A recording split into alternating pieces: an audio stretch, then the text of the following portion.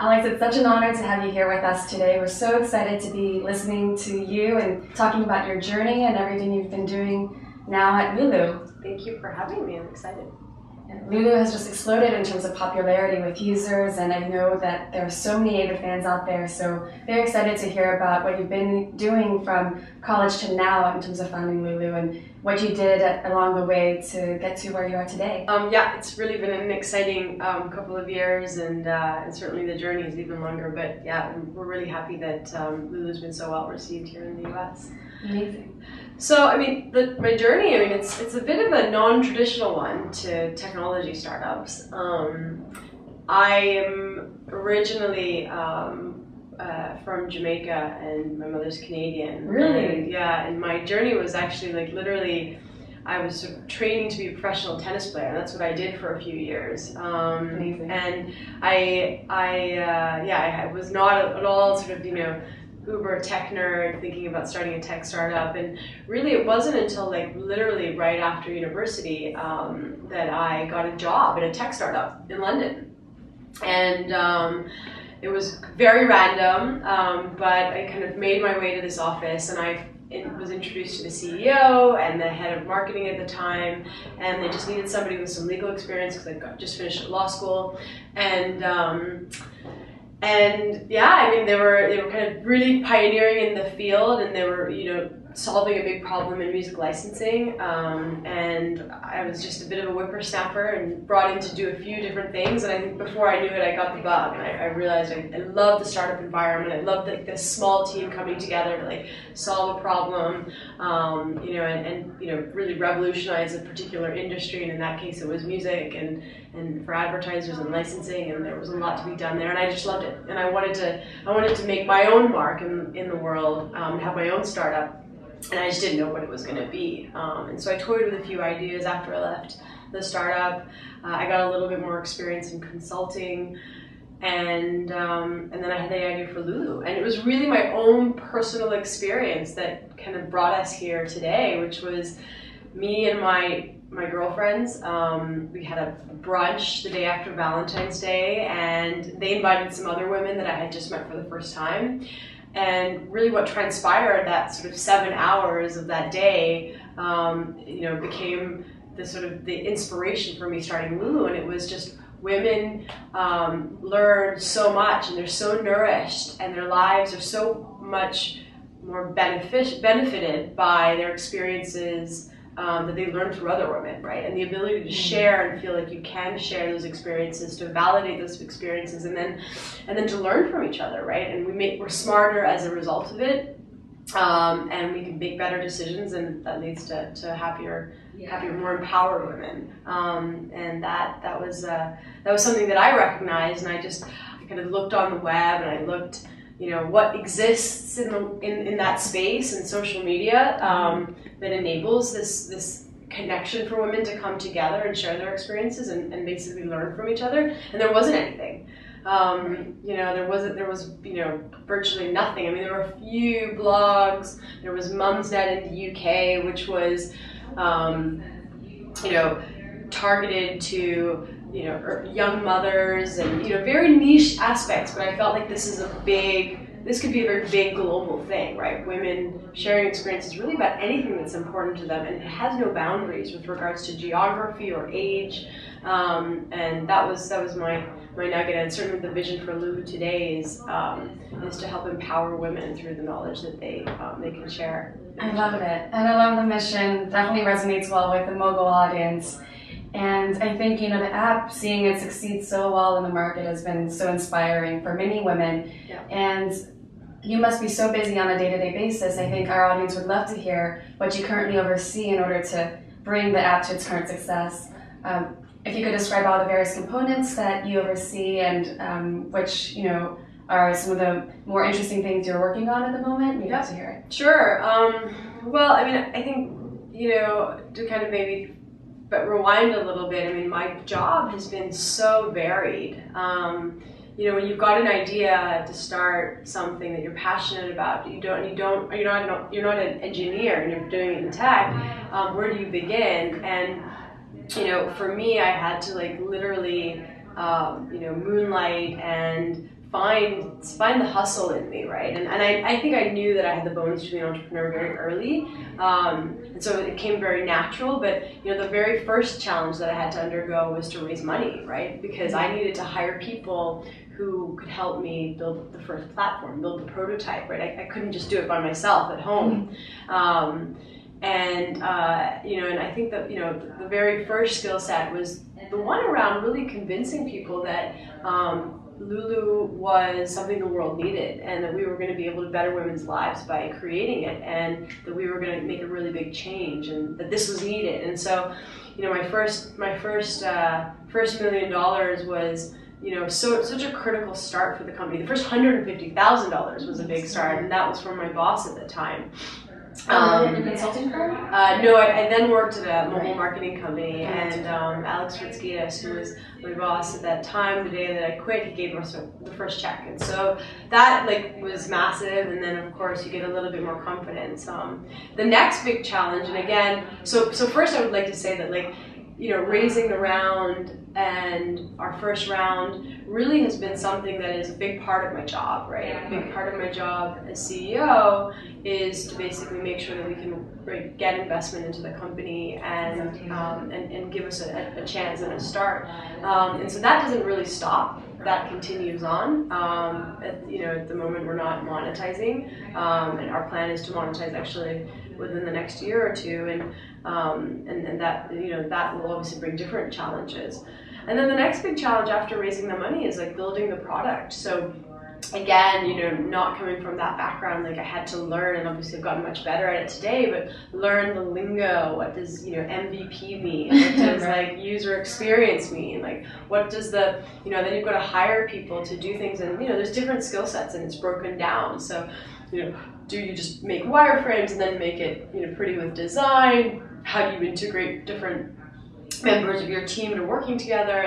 I think at the 4 years ago, it was really agile was really coming out of it was in its infancy, and now it's it's obviously it's the complete norm. So going through that period has been interesting. Another part of my job has been recruiting, right? And getting the best talent to come work here at Lulu. And then of course, so you hire talent with the money that you're able to raise. You put together a product that has your vision, and that's a process that is an iterative process, and that doesn't really end. And then another big part of my job today, and has been through this entire time, has been marketing the product, right? Getting the product in the right group of consumers. And we made a lot of different bets early on, but one of the most successful ones has been certainly bringing the product to the United States only and introducing it to young women in universities. And we started with, basically women in sororities, right? That's where we were able to quickly introduce Lulu to 200 women at a time. Which university did you start at? We started in Florida. Oh, really? University of Florida and Florida State University. Any particular reason? Well, I had a little bit of, because I was playing tennis down in Florida, and my tennis academy was there. I knew a little bit about those two universities. I had a few connections at the time with younger sisters and friends. We were also looking for universities that were quite isolated, because it was almost a testing ground for us, and that weren't too far. So there was 2 hours commute. Big Greek life. So there were a variety of things, reasons why we chose it, and it ended up being the right decision to go down there and choose Florida. I mean, within our launch, we launched in January. February was 2013 was our official launch, but we went down in January, and we realized that the product was the right product to go out to market with. When within 2 weeks we had 40% of the campus on the app, and that was a good sign for us to start and begin. So marketing is really, really important. I did a lot of the marketing by myself, really, really early on with limited support, and then realized that actually there was so much more there. There was so much demand from the media, from a public relations perspective, and there was just so much growth that we were seeing that I ended up hiring an amazing VP of marketing from Google, Deborah Singer, and she's awesome. She takes a lot of pressure off me in terms of the marketing, and I really have a lot of confidence and leave it to her devices now. But that's been a big part. And then I would say that like being the spokesperson for Lulu, right? You know, doing interviews and certainly, you know, mentoring other young women and telling them my story, because sometimes it can be so daunting when you're like just starting, you know, and you don't know how do you get from like just having the idea to like this girl who has her own team in her office, right? How does that happen? Because I was once there and blagging my way into conferences and, you know, changing people's name tags to figure it out. And that's a story. Yeah, I mean, I remember the very first conference I went to. I wasn't invited to it. I completely basically walked in and like created my own name tag, and on the stage was you know, two very well-known entrepreneurs and investors, Brent Hoberman, who started lastminute.com, and Stefan Glenzer, who did Ricardo DE and Last FM, and like at that time, you know, they were like, you know, gods to me. I was like, wow, I think this is so amazing. I'd love to be able to talk to them. Of course, they get off stage and everybody races to chat with them. And I thought maybe one day, you know, literally, you know, 8 months later, they're my investors. That's amazing. And so those are like kind of. Now you're the one on stage. Yeah, now I'm the one on stage, and it's just, you know, it's nice to be able to share those stories and give confidence back. That's amazing. And how have you found it in terms of hiring the talent, especially tech talent, and especially in the past few months? I feel like you've been hiring a lot of talent. So we you know, I founded the company in London. My co-founder Allison, she was here in New York. You know, she was the girl I called. Literally, she's been a very good friend of mine for years, and she was the girl I called when I had the idea and come out of the brunch meeting, and she was like, "I love it. Let's do it together." And so, you know, we were kind of commuting between New York and London, and the base was London for a long time. And we moved here about a year ago, and you know, big part of our move has been to really hire a new team here in New York, right, from scratch. And you know, in